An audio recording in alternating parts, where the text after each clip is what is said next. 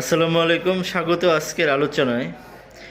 জাতিসংঘের সাধারণ অধিবেশনে যোগ দিতে প্রফেসর ডক্টর মোহাম্মদ ইউনূস রাজনৈতিক সফরসঙ্গীদের নিয়ে যুক্তরাষ্ট্রে পৌঁছেছেন। সেখানে আওয়ামীপন্থী ফ্যাসিস্টদের সমর্থকরা বিশৃঙ্খলা সৃষ্টির চেষ্টা করেছেন, প্রতিহত করতে চেয়েছেন বিএনপির এবং জামায়াত ইসলামের সমর্থকরা।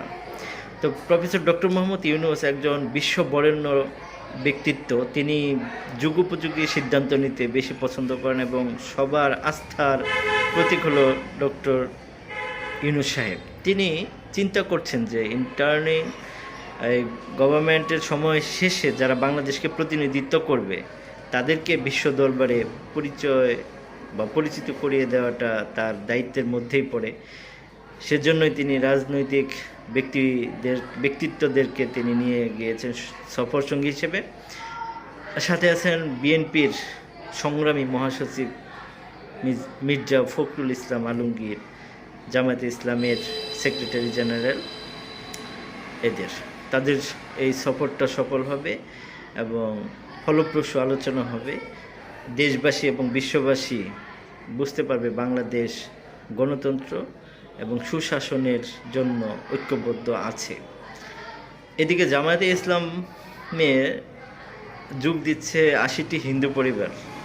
আসলে বাংলাদেশ জামায়াতে ইসলামের গঠনতন্ত্রে হিন্দুদেরকে দলে অন্তর্ভুক্ত করার কি কোনো নীতিগত সিদ্ধান্ত আছে বা নীতিটা আছে?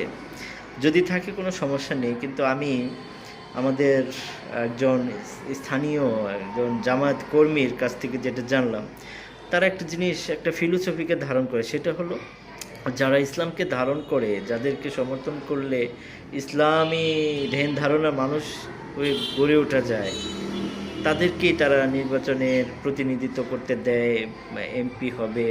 এবং এটা একটা ইসলামকে প্রসারিত করার একটি দল, ইসলামী জামায়াতে ইসলাম।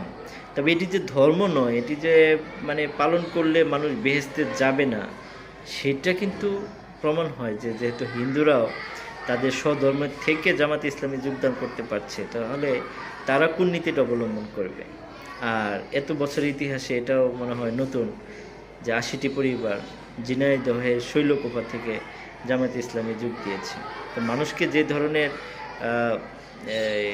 প্ররোচনা দেওয়া হয় যে জামায়াতে ইসলাম একজন ইসলামী মূল্যবোধের দল, তারা ইসলামকে ধারণ করে এবং ইসলামী শাসন কায়েম করতে চায়, তাহলে হিন্দুরা এই দলে ঢুকলে তাদের কি হবে জানতে হবে, বুঝতে হবে।